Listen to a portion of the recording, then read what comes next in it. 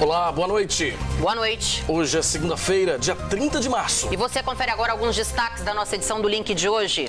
Espírito Santo registra primeiros casos de transmissão comunitária do novo coronavírus. E o estado entra no mesmo nível de contágio do Rio de Janeiro e São Paulo. Governo garante a compra de 50 novos respiradores mecânicos para equipar os hospitais de referência. Barreira sanitária no aeroporto de Vitória aborda e orienta passageiros sobre as medidas preventivas contra o novo coronavírus. E vamos falar também sobre a importância de permanecer em casa para proteger os idosos. A gente recebe aqui no estúdio a presidente da Associação Brasileira de Geriatria, Daniela Barbieri. E tem ainda as notícias de outras regiões do estado nesta segunda-feira. A partir de agora, no Link Espírito Santo.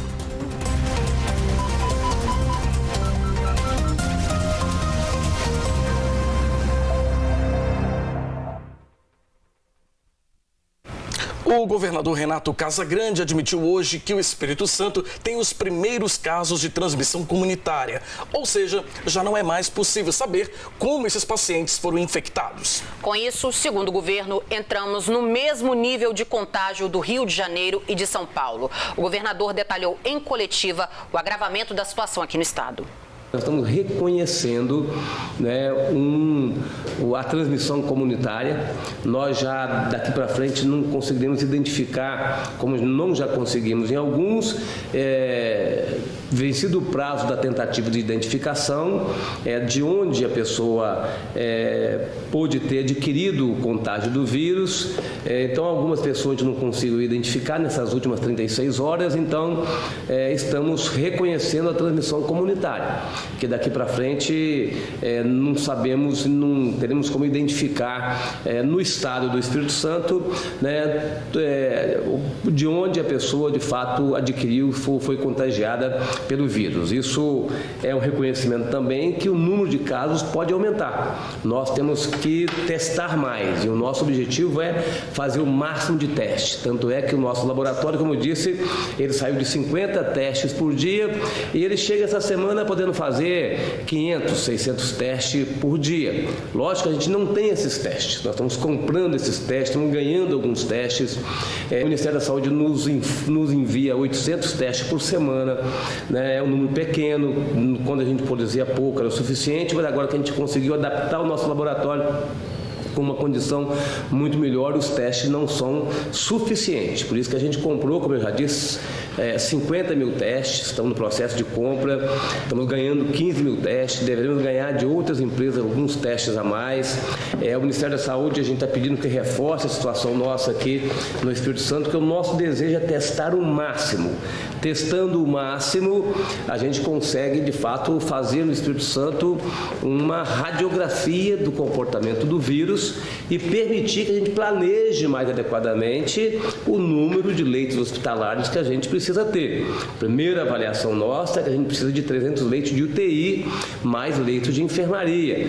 Mas, assim, o tempo vai nos dando dados e esses dados vão orientando o nosso planejamento, até para que a gente possa discutir também com as atividades econômicas aquilo que é possível fazer, né, nesse tempo. Então, essa semana vence no sábado o prazo de comércio. Nós vamos ter que discutir com a Secretaria de Saúde nossa e pegar a orientação nossa e com os infectologistas qual vai ser o comportamento. Só teremos um quadro mais geral na sexta-feira, não teremos antes, porque os dados vão nos dando condição de saber se a gente continua ou não com as restrições que nós temos hoje ao comércio, ou se as restrições vão ser menores ou maiores, vai depender muito do comportamento do vírus aqui no estado do Espírito Santo e do impacto dele na sociedade capixaba. Ontem, vocês viram na minha rede, chegaram mais 50 respiradores que a gente conseguiu comprar de uma empresa de São Paulo. Teremos outros respiradores também, que algumas outras empresas, algumas empresas estão fazendo uma doação, 10 a 15 respiradores, não posso dizer o nome da empresa ainda, mas as empresas estão colaborando, estão ajudando, quem tem relações internacionais. Então, conseguimos comprar os respiradores, conseguimos 37 mil litros de álcool, né? O álcool veio num caminhão e nós aqui, uma empresa que fez aqui um envasamento em embalagens acho que de 5 litros, e também outras contribuições também estão vindo e nós estamos comprando também álcool gel. Também hoje vamos publicar um decreto, que vai sair amanhã, que regulamenta as lotéricas, né, que estabelece um protocolo de funcionamento das lotéricas. Nós não proibimos o funcionamento das lotéricas, né, virou um debate nacional e nós não proibimos, compreendemos como serviço essencial, não proibimos, mas os donos das lotéricas e os servidores das lotéricas estavam preocupados com o funcionamento das lotéricas, então nós discutimos com eles um protocolo, né, que deve chegar aqui daqui a pouco na minha assinatura digital, para que eu possa assinar, né, que onde essas casas de loterias elas vão seguir para que possam continuar o seu funcionamento. Bom, e o governador atualizou os números da Covid-19 aqui no estado. De ontem para hoje foram registrados 13 novos casos da doença, sendo 5 deles na Serra, 4 em Vitória, 3 em Vila Velha e 1 em Cariacica. Ao todo, são 85 casos de Covid-19 aqui no estado. Bom, e agora é hora da gente abrir o nosso canal de interatividade aqui no link. Você pode participar mandando o seu comentário sobre qualquer assunto do jornal de hoje. Mande o seu comentário para o nosso WhatsApp, o DDD 27 e o telefone 999-27-6943. 27-999-27-6943. Se preferir, você pode usar um atalho. Basta posicionar a câmera do seu celular nesse código quadradinho que aparece no lado direito do seu vídeo. E aí, é só escrever o seu comentário e mandar pra gente. Eu e o Fabiano aguardamos a sua participação e ainda hoje queremos ler o seu comentário ao vivo aqui no jornal. E foi suspenso por 180 dias o pagamento da dívida do Espírito Santo com o governo federal. A decisão foi do ministro Alexandre Moraes, do STF. As parcelas da dívida correspondem a 10,9 milhões de reais. Segundo o governo capixaba, a arrecadação do estado depende em grande parte da atividade do parque industrial e dos royalties do petróleo e derivados. Por isso, a expectativa é de que a queda seja de 1,3 bilhão de reais. Por causa do estado de emergência, até o momento, 12 estados conseguiram liminares, suspendendo os pagamentos. Bom, no sábado, o governador anunciou um pacote de 300 milhões de reais para ajudar o micro e pequeno empresário. Entre as medidas estão empréstimo com juros zero e adiamento da cobrança de impostos. Vamos entender melhor esse pacote na reportagem do Rodrigo Schroeder.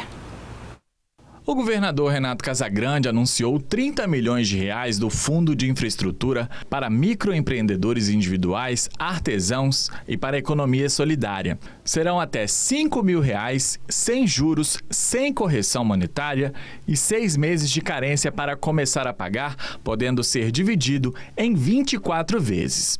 Outros 70 milhões de reais serão disponibilizados para as pequenas empresas. Cada empresário poderá pegar até R$ 31.500 de empréstimo, mas para isso, as empresas não podem demitir. A correção desses valores será pela Selic, que está em 3,75% ao ano, e dividir em 48 vezes. O Estado também vai prorrogar por 90 dias o recolhimento do Simples Nacional, da parte que cabe ao governo estadual, dos micro e pequenos empresários. Para as médias empresas, o Banestes vai seguir as regras anunciadas pelo governo federal, que anunciou uma linha de crédito para pagamento de salários por até 2 meses. Este economista avalia as medidas como positivas. A gente enxerga essas medidas da forma mais positiva possível, porque nesse momento de crise é preciso garantir a existência de demanda por parte das famílias e de emprego, né? Uma variável depende da outra. Então, essa ideia do governo de garantir empréstimos com juros muito reduzidos ou sem juros, com prazo de carência, para as empresas cumpre esse principal objetivo de garantir a manutenção desses vínculos empregatícios e, consequentemente, o pagamento de salários, né? O economista alerta que o uso desses recursos deve ser consciente. Não é um dinheiro de livre utilização das empresas. Tanto é que uma das condições para que as empresas tenham acesso a esse recurso é justamente não demitir nenhum funcionário, né? Então, isso reflete essa preocupação de que haja a manutenção dos empregos, consequentemente, o pagamento de salários, para que se preserve, em parte, o poder de compra das famílias, né? Circulando um pouco de renda pelas famílias na economia, isso garante o funcionamento das principais redes de abastecimento e isso faz com que a economia não paralise totalmente, né? Então, realmente uma medida de estímulo à economia, não é um empréstimo para as empresas para qualquer finalidade. O socorro do governo às empresas deve minimizar os impactos da pandemia na economia. Por conta dessa pandemia, a economia vai desacelerar, né? A gente tem uma redução da atividade econômica e isso é inevitável, né? Então, essa atuação mais direta do Estado de injetar dinheiro na economia, fazer esse processo de transferência de renda, é justamente para garantir que a economia tenha uma paralisação um pouco mais lenta ou, como você disse, né, a gente tem que diminuir esse prejuízo, né? E você faz isso basicamente como? Transferindo renda para as famílias para garantir o consumo dessas famílias e aumentando o gasto do governo, né? Nesse momento de crise, assim como todos os outros países estão fazendo, a ideia é não se preocupar com o equilíbrio fiscal a curto prazo, né? O governo vai ter que aumentar os seus gastos, vai ter que transferir recursos para a economia para minimizar esse prejuízo. Depois vem a preocupação do que fazer com as contas públicas por conta disso. Mas nesse primeiro momento o governo tem que garantir o funcionamento mínimo da economia, o aquecimento mínimo do consumo das famílias. A Federação do Comércio de Bens, Serviços e Turismo do Espírito Santo, a FEComércio, foi notificada pelos Ministérios Públicos do Trabalho Estadual e Federal para orientar os comerciantes a cumprir o decreto que determina o fechamento das lojas em todo o estado. Apenas os serviços essenciais podem permanecer abertos. A notificação tem caráter recomendatório, mas o não cumprimento pode acarretar aí irresponsabilidades civis, penais e administrativas. Em nota, a FEComércio disse que recebeu e acatou as orientações dos Ministérios Públicos e encaminhou aos presidentes dos sindicatos filiados. A seguir aqui no link, São Mateus registra o primeiro caso confirmado de coronavírus. E no estúdio, vamos falar sobre a importância do isolamento para proteger os idosos.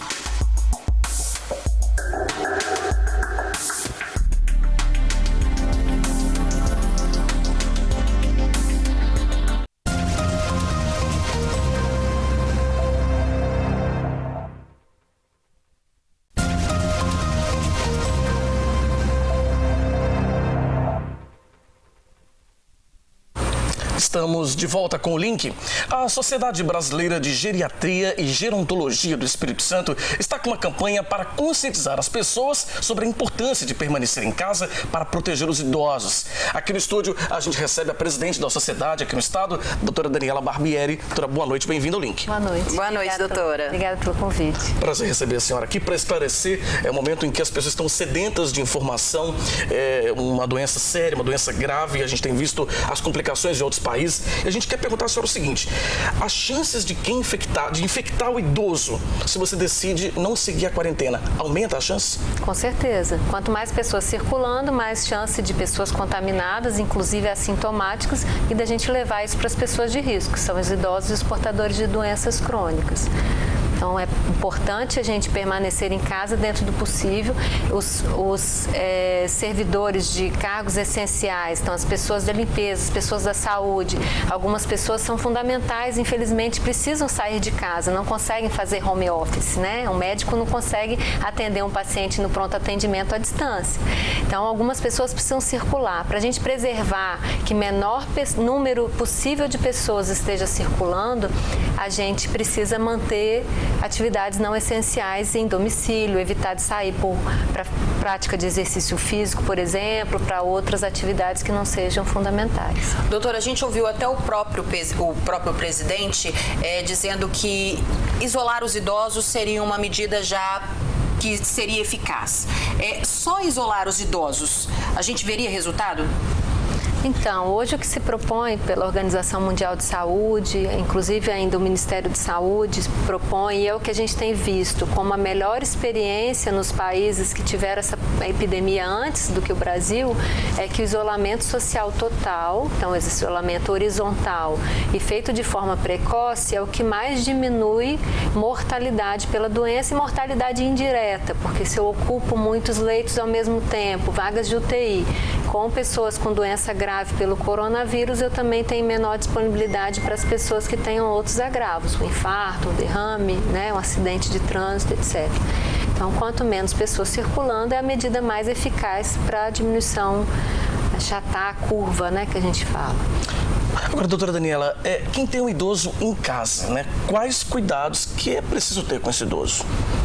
Então, a gente tem que pensar a saúde como um todo. Então, não é só coronavírus, a gente tem que ter o outro olhar global da saúde da pessoa idosa. Nesse momento, para evitar a prevenção, a gente prestar atenção a todas as orientações que já foram dadas inúmeras vezes, né?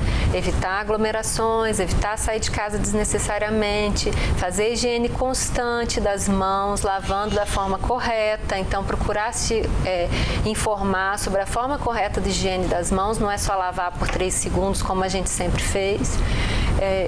O uso do álcool gel é uma alternativa quando água e sabão não estão disponíveis. Lembrar que se a gente tosse, espirra dentro do cotovelo ou para dentro da roupa, a gente tem menor contaminação do ambiente com as gotículas respiratórias. Manter o espaço de segurança entre as pessoas, né? Quando é inevitável estar em um ambiente com mais pessoas. Então, um espaço mínimo aí de 1,5 metro, 2 metros, para que as gotículas não atinjam a outra pessoa. E quando eu preciso sair, eu chego em casa, eu me higienizo, primeira coisa. Se a gente pode evitar abraços, beijos, contato físico, principalmente com as pessoas de mais risco, a gente diminui a taxa de transmissão para essas pessoas, né? Lembrar que embalagens, outros objetos podem trazer o vírus, mas a gente se contamina quando a gente leva a mão suja, que a gente tocou em algum objeto, leva a mão suja ao rosto. Então, acho que o principal bloqueio é pela higienização das mãos e evitar de ficar coçando o olho, nariz e boca, né? Doutora, a gente tem visto aí, tem inclusive alguns vídeos circulando na internet, alguns áudios também, de pessoas culpabilizando os idosos pela situação que a gente está vivendo. Isso só complica mais.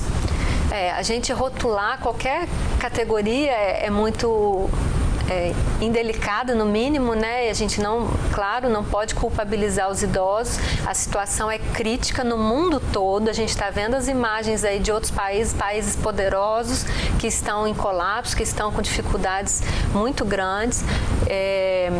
Não é por causa do idoso que a gente está tomando essas providências, principalmente, né? Mas a gente está vendo casos graves em pessoas jovens também.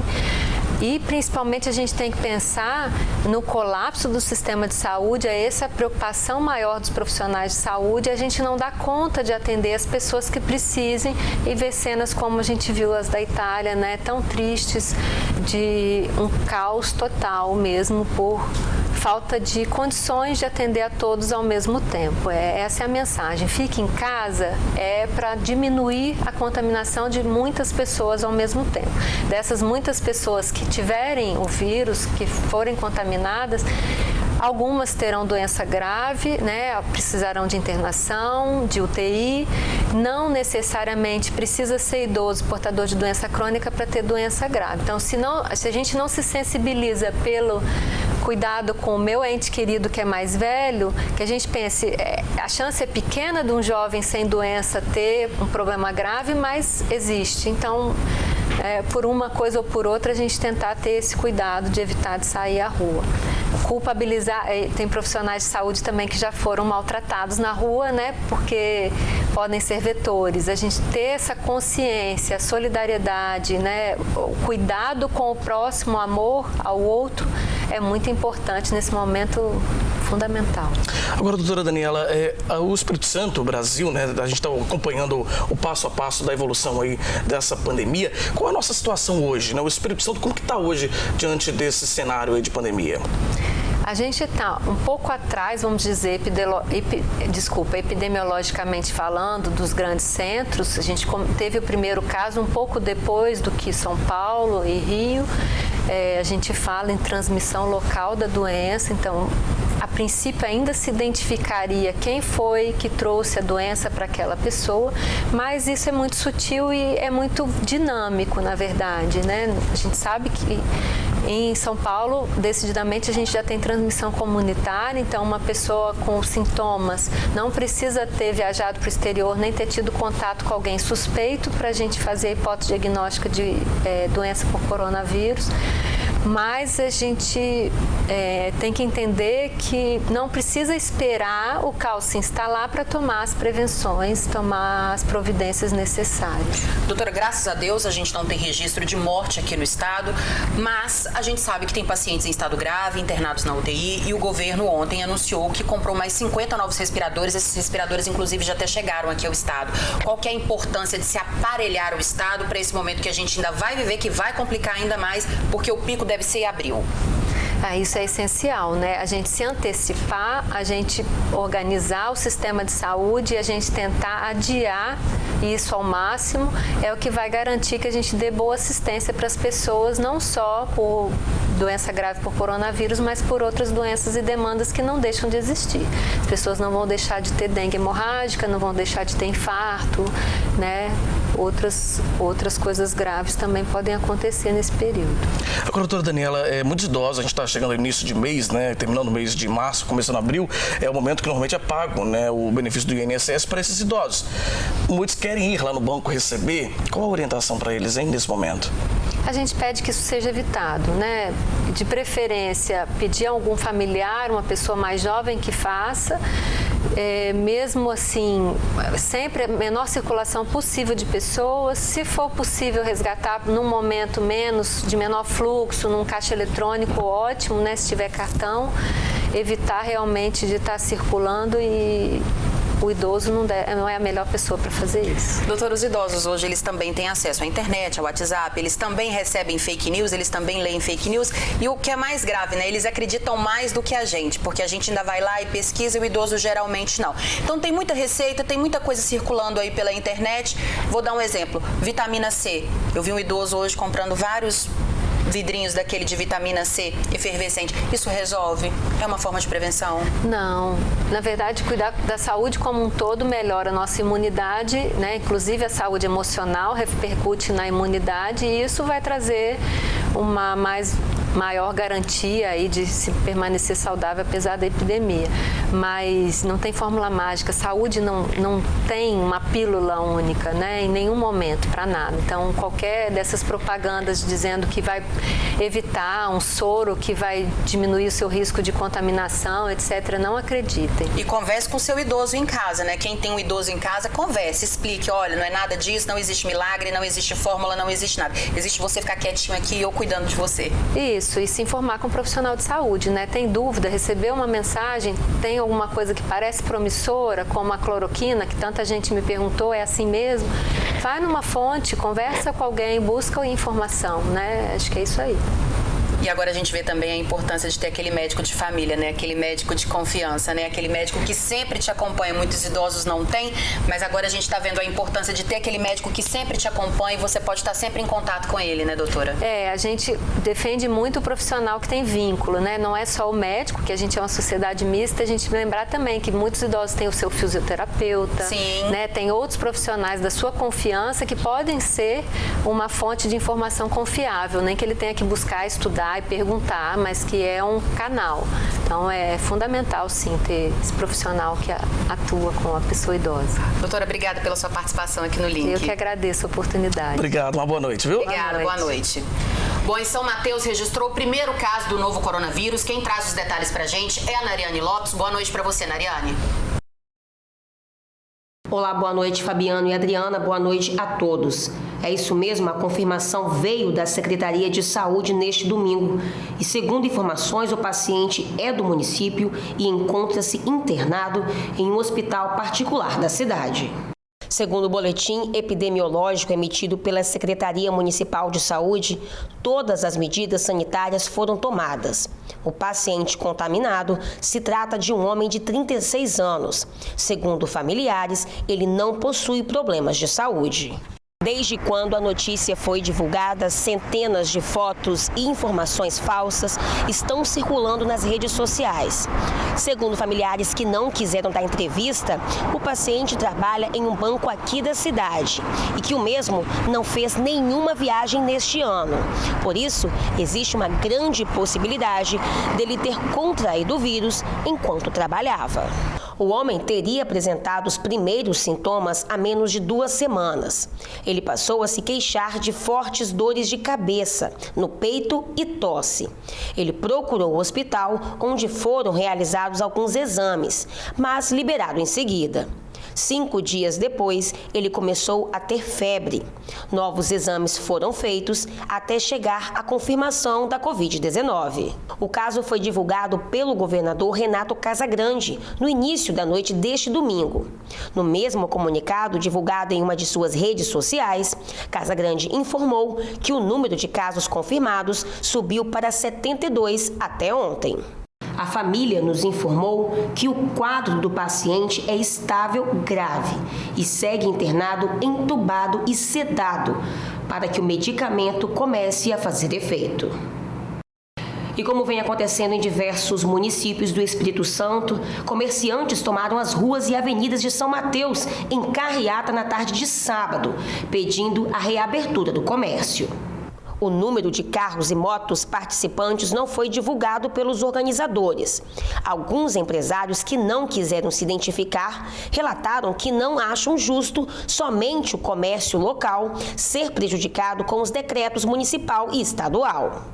A Prefeitura de São Mateus e a Câmara de Dirigentes Lojistas afirmaram que não tem nenhum envolvimento com a carreata e vão seguir as determinações e orientações dos órgãos de saúde. E por hoje é só, Fabiana e Adriana, eu volto com vocês aí no estúdio. Uma boa noite a todos. Até amanhã com mais notícias aqui de São Mateus e região. Obrigada, Nariane. Bom, e a seguir aqui no link, passageiros que chegam ao aeroporto de Vitória vão passar por barreira sanitária. E ainda em Colatina tem morador que ainda insiste em desrespeitar a quarentena. Não sai daí que o link Espírito Santo volta já.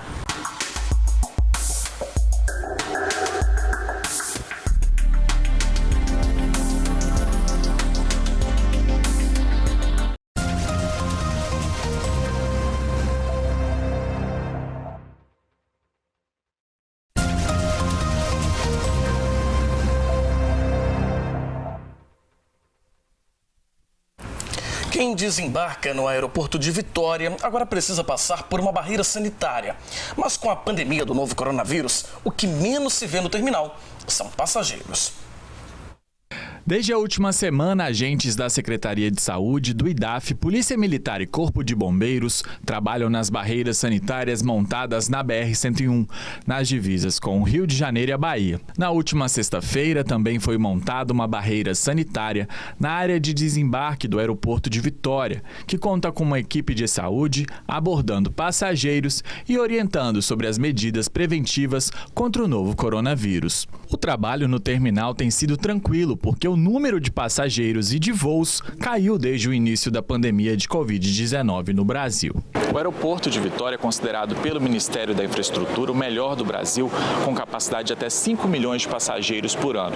O ano passado, o movimento foi recorde, mas com a pandemia do novo coronavírus, esse número caiu, passando de 40 voos diários para apenas 6. A redução no número de passageiros também teve impacto na venda das lojas. O movimento nos últimos dias tem diminuído bastante e infelizmente isso tem refletido nas vendas, mas nós continuamos abertos, estamos aqui para atender todos e temos também uma dificuldade por estar tendo muito cancelamento de voo, mas ainda existe alguns ainda e a gente ainda faz algumas vendas.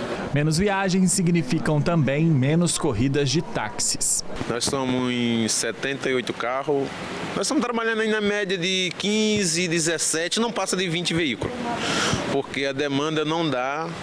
E essa quantidade de carro que nós estamos trabalhando, nós estamos fazendo em torno de 2 corridas. Quem dá sorte faz 3, quem não faz, tem motorista, mesmo nesses 17 carros só faz uma.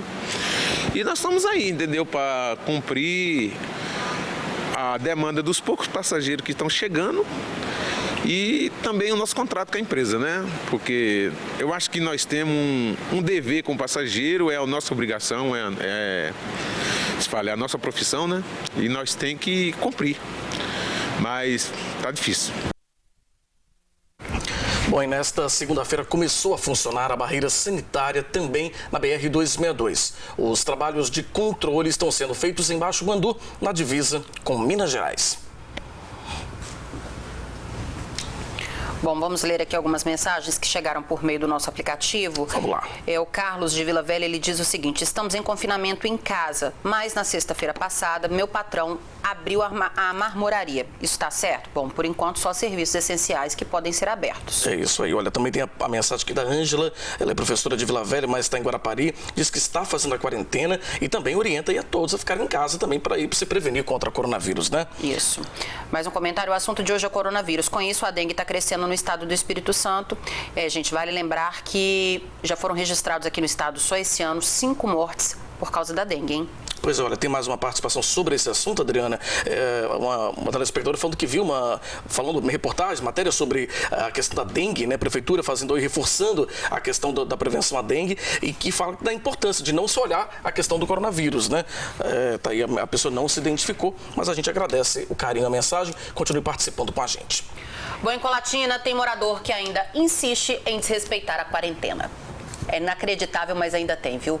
E quem tem as informações pra gente é o Altemar Collen. Boa noite pra você, Altemar. Olá, boa noite, Adriana, boa noite, Fabiano, boa noite a todos que nos acompanham aqui no Link Espírito Santo. É isso mesmo, hein? Apesar das orientações de se manter o isolamento social como principal medida para evitar a proliferação do coronavírus, aqui no Brasil muita gente tem ignorado os conselhos. Nessa reportagem a seguir tem detalhes dessa situação e também você vai acompanhar o depoimento de colatinenses que vivem lá na Espanha e falam dos momentos de aflição e terror diante da calamidade provocada pela Covid-19. Apesar da determinação do decreto estadual proibindo que o comércio funcione, tem muita gente não acreditando na gravidade da pandemia da Covid-19. Carreatas estão sendo realizadas pedindo a reabertura das lojas, apesar das orientações técnicas do Ministério da Saúde, mostrando que a única forma de conter a proliferação do coronavírus é o isolamento social. O governador do Espírito Santo, Renato Casagrande, já afirmou que essa semana o comércio continua fechado e que agora será reavaliada a situação para saber se existe a possibilidade dos estabelecimentos reabrirem ou continuarem fechados. O mundo tem dado provas de que países que não fizeram esse trabalho hoje estão enterrando milhares de pessoas que poderiam ter sido salvas. O caos se instaurou em vários países, principalmente na Europa, e tem muito brasileiro vivenciando essa experiência nada agradável bem de perto. Em Palma de Mallorca, na Espanha, integrantes de uma família de colatinenses que lá vive, nos enviou um vídeo falando dos momentos de angústia e da seriedade que é essa doença. No fim, eles aconselham os brasileiros a permanecerem em casa para que nos próximos dias não estejam vivendo essa triste realidade. Estamos há quantos dias? 18 dias de quarentena estipulado pelo governo. Mas a cidade hoje se encontra parada. A lei severa é de que a pessoa vai pagar uma multa de 300 euros a 30 mil euros, e além de ficar presa. Mas eu vim aqui apelar para a população do Espírito Santo, a população colatinense e região, para, por favor, questão de saúde, fique em casa, é muito importante, fique em casa. E a nossa repórter Tainara Lebarque esteve hoje com a secretária municipal de saúde aqui de Colatina, que fez um balanço da situação aqui no município, que graças às medidas adotadas ainda não apresentou nenhum caso de coronavírus confirmado. Eu estou aqui com a secretária municipal de saúde, que vai atualizar para a gente a situação do coronavírus aqui na nossa cidade de Colatina. Camila, muito obrigada pela presença, por estar aqui nos fornecendo informação. E a gente quer saber qual que é a situação atual de Colatina em relação ao coronavírus. Nenhum caso confirmado ainda, né? Graças a Deus, Colatina segue sem nenhum caso confirmado. Nós tivemos 25 notificações durante esse período, 14 já foram descartados laboratorialmente, já foram negativados e 7 ainda aguardam a análise dos resultados. E Camila, essa realidade já pode ser resultado das medidas adotadas até agora para evitar aglomerações, intensificar o isolamento social? Como que vocês avaliam isso? Com certeza. Nós, assim, avaliamos que está sendo bastante positivo. Peço que a população continue colaborando conosco. Isso é mais um motivo para que as pessoas se mantenham conforme a orientação primeira da Secretaria Municipal de Saúde, dos demais órgãos do Ministério da Saúde, da Secretaria de Estado, se mantenham em casa, saindo assim estritamente só para fazer as atividades essenciais e inevitáveis. E, secretária, algumas medidas, né, foram adotadas pelo Estado, pelo município, para evitar a propagação desse vírus. Já tem alguma conversa em relação a suspender ou prolongar essas medidas? Então, na última sexta-feira, nós tivemos uma webconferência com todos os prefeitos, o governador, o secretário de Estado da Saúde. E assim, o que nós acordamos é que todos os municípios tenham decisões conjuntas e que a gente não decida nada isoladamente. Então, por hora, está mantido o decreto do governador até o dia 6 de abril e nós combinamos que ao longo dessa semana, né, que é tida como decisiva para nós, para ver o surgimento de novos casos, é que as medidas vão ser reavaliadas para a gente ver se segue, se não segue, se libera parcialmente, o que nós vamos fazer. E, secretária, nessa manhã nós fizemos algumas imagens das ruas aqui no centro da cidade. Nós constatamos um número maior de pessoas circulando nas ruas em relação à semana passada. Qual que é a orientação para essas pessoas, né, que talvez estão achando que por não ter nenhum caso confirmado aqui em Colatina, não há motivos para se preocupar? Então, isso deixa a gente muito preocupado, né? Nossos vizinhos aqui, São Roque, Linhares, já tem casos confirmados. Santa Teresa, né? Santa Teresa, que é bem próximo a nós aqui. Então, assim, gente, o fato de não haver caso confirmado em Colatina não é motivo para a população relaxar nas medidas de segurança e prevenção. Muito pelo contrário, nós temos que aproveitar e continuar seguindo rigorosamente as orientações que a Secretaria vem dando. Só para a gente finalizar, então, quando as pessoas devem procurar o serviço de saúde aqui de Colatina e onde procurar? Então, nós estamos orientando que as pessoas que apresentarem algum sintoma respiratório, como febre, tosse, prostração, que vá à unidade de saúde, que busque orientação. É importante que todo sintomático gripal fique isolado. Ok, secretária, muito obrigada pelas suas informações. Eu conversei aqui com a secretária municipal de saúde de Colatina, que fez um panorama aí da situação do coronavírus aqui em Colatina. Ainda não há casos confirmados por aqui. Eu volto agora ao estúdio.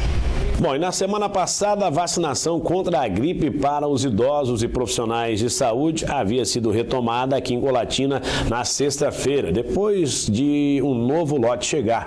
Mas esse lote não durou muito e as doses se esgotaram no mesmo dia. A campanha de vacinação contra a gripe começou em todo o Brasil na segunda-feira da semana passada. Mas já na quarta-feira, o lote de vacinas que chegou ao município de Colatina já tinha acabado. Não houve vacinação na quinta-feira. No dia seguinte, um novo lote com 4.500 vacinas já estava disponível, mas não durou muito. Por volta das 2 horas da tarde da última sexta-feira, já não havia mais vacinas contra a gripe em Colatina. A vacinação foi suspensa e nesta manhã os portões dos pontos de imunização estavam fechados. A Coordenação Municipal de Imunizações informou que não há previsão para o retorno da campanha, já que aguarda a chegada de um novo lote de vacinas do Ministério da Saúde. A expectativa é que sejam vacinadas 17.500 pessoas, entre idosos e profissionais da saúde, aqui em Colatina até o dia 15 de abril. Essas são as informações hoje aqui de Colatina. Voltamos agora ao estúdio aí em Vitória com vocês.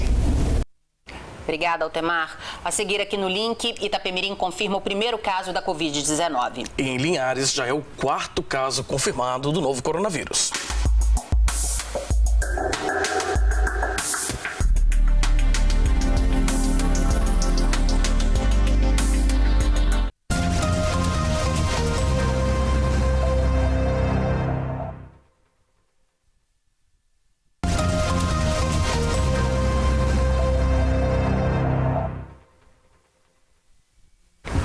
Em Linhares foi confirmado o 4º caso de coronavírus. Nós vamos direto à nossa redação lá no norte do estado, conversar com o Cláudio Alves, que tem os detalhes para a gente. Boa noite para você, Cláudio.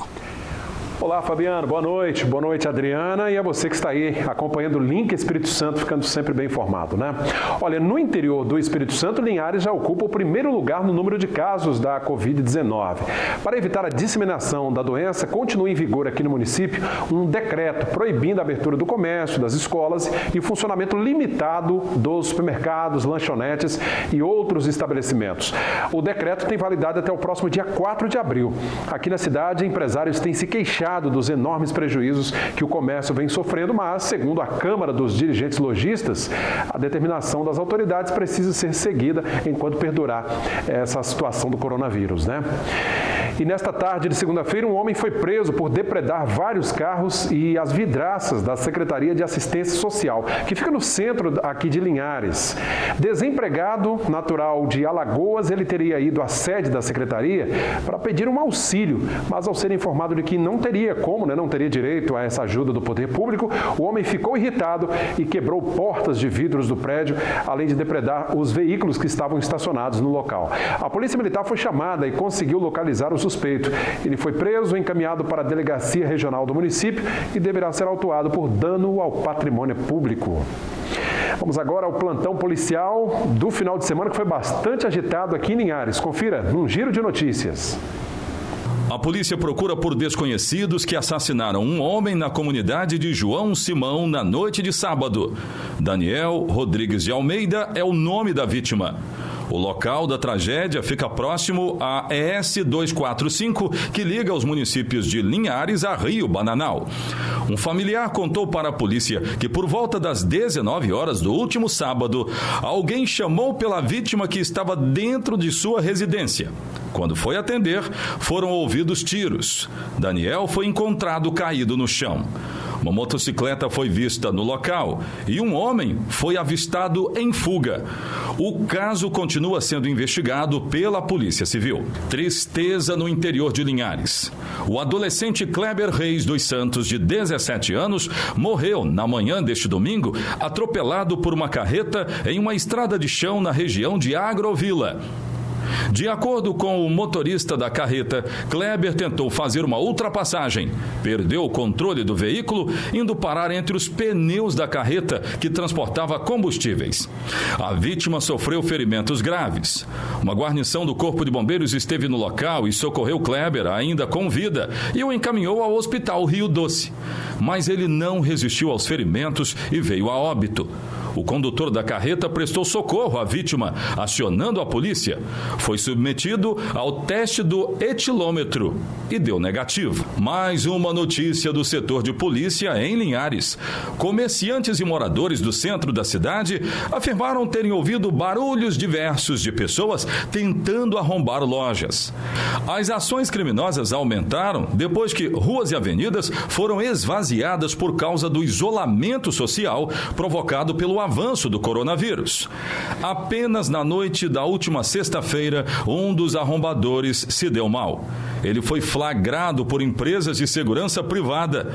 Sem divulgar o nome do arrombador, a Guarda Civil e seguranças privados levaram o autor para a delegacia.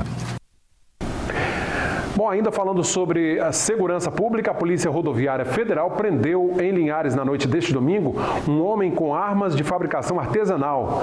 Os policiais faziam fiscalização de rotina na altura do quilômetro 152 da BR-101, quando abordaram um veículo Renault Sandero branco com um ocupante.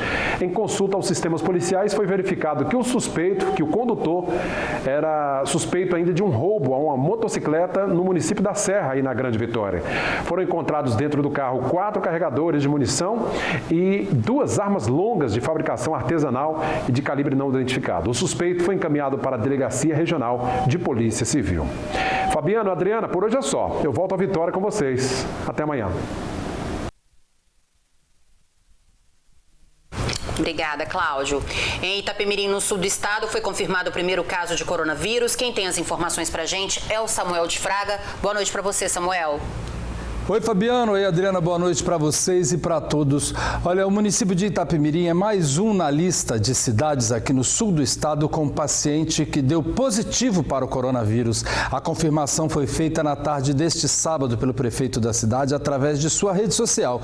Itapemirim é a terceira cidade aqui no sul do estado, depois de Cachoeira e Castelo, que tiveram casos confirmados da doença aqui na região. O paciente está em isolamento na Santa Casa aqui de Cachoeiro. Bom, e agora a gente muda de assunto para falar de meio ambiente. É que no interior de Atílio Viváqua, um projeto está ajudando na recuperação do solo de algumas propriedades rurais através do armazenamento de água da chuva. Eu e o repórter cinematográfico Luciano Merson fomos conferir. Chegamos à comunidade de Independência, na propriedade do Tiago, no interior de Atílio Viváqua, um local cercado de verde. E é aqui que vamos conhecer o projeto Barraginha, uma técnica desenvolvida pela Embrapa de Sete Lagoas, em Minas Gerais, há cerca de 30 anos. Com a seca apertando o nosso município, nós fomos buscar conhecimento, ver aonde que tinha um exemplo de conservação de água, conservação de solo, aonde que tinha. Vamos lá, vamos buscar.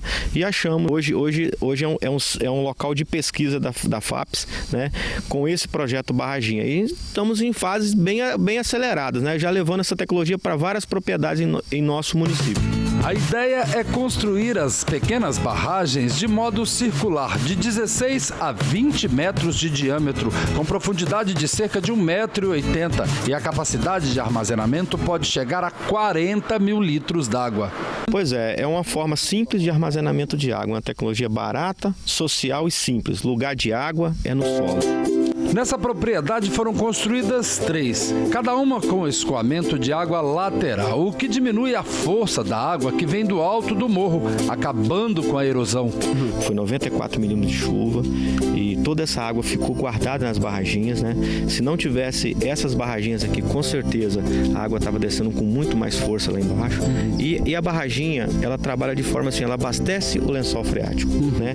Abastecimento direto. Então toda essa água que choveu infiltrou e está lá abastecendo a cacimba dele. E são 3, né? São 3 barraginhas em sequências aqui. Se vocês notarem aqui, todas as saídas delas, elas são alternadas de um lado para o outro, justamente para quebrar essa força cinética da água nesse momento que a chuva cai. Entende? Então isso é tudo, é uma técnica, por isso que não pode fazer barragem em qualquer lugar.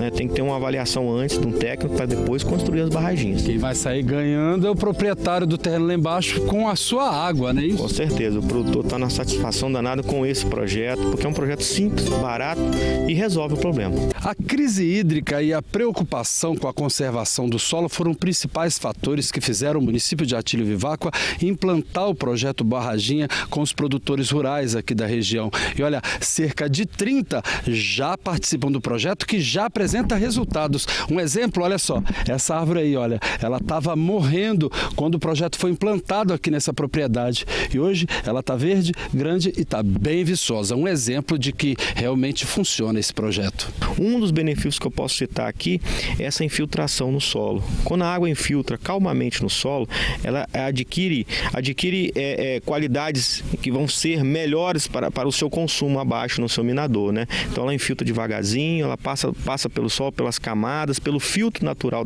que é a terra, depois ela sai de melhor qualidade lá na cacimba, lá no minadourozinho. Quem constrói o projeto é o produtor. O produtor que vai dizer ali que passa água mais forte, ali passa menos água, aqui que eu preciso resolver meu problema, é aqui que tem uma erosão. O produtor que diz aonde ele quer que faz o projeto. É um projeto simples, mas precisa desse acompanhamento. Então procurar a Secretaria de Meio Ambiente. E pode fazer mais do que uma barraginha? Pode fazer mais do que uma barraginha, pode fazer 2, 3, 4, o que for necessário dentro do seu projeto que ele vai construir junto, né? Além das barragens, outra parte do projeto são as curvas de nível com coxinho, que variam de 60 a 80 centímetros de profundidade, dependendo do terreno, que permitem que o solo absorva com maior facilidade a água em locais de morro com erosão. É um pacote, né? É uma outra tecnologia. Né? Esse produtor tinha essa área aqui com muita erosão, então nós chegamos no entendimento que nós íamos aqui aplicar a técnica de coxinho, curva de nível, porque aqui não daria para fazer barraginha. O coxinho, ele é um pouquinho diferente da barraginha, porém com a com a mesma definição. A gente não pode colocar água muito funda, né? Porque a água um pouquinho mais rasa, a infiltração é mais rápida, né? Então tem uma resposta melhor. O projeto é uma parceria da Fundação de Amparo e Pesquisa, Incaper e Prefeitura de Atílio Viváqua e foi implantado há cerca de um ano e com o sucesso dos resultados tem atraído cada vez mais produtores rurais da região. O benefício vai ser o quê? Vai ser a água lá no Corguinho, vai ser a água na Lagoa, vai ser a água no Bebedouro, vai ser a água lá no Minadouro, na Cacima, enfim, você coloca a água lá onde a água precisa de aflorar. Bacana esse projeto, né? Adriana, Fabiano, esses foram os destaques aqui no sul do estado. Eu volto amanhã com outras informações aqui da região sul. Boa noite para vocês e até lá. Obrigado, Samuel. Bom, e o Link Espírito Santo desta segunda-feira fica por aqui. Na sequência, você acompanha o programa Inove-se e logo depois tem o programa Em Destaque. Muito obrigada pela sua audiência, pela sua companhia. Mais notícias do Espírito Santo você tem lá no simnoticias.com.br. Uma ótima noite para você. Boa noite e até amanhã. Record News, informação para você crescer.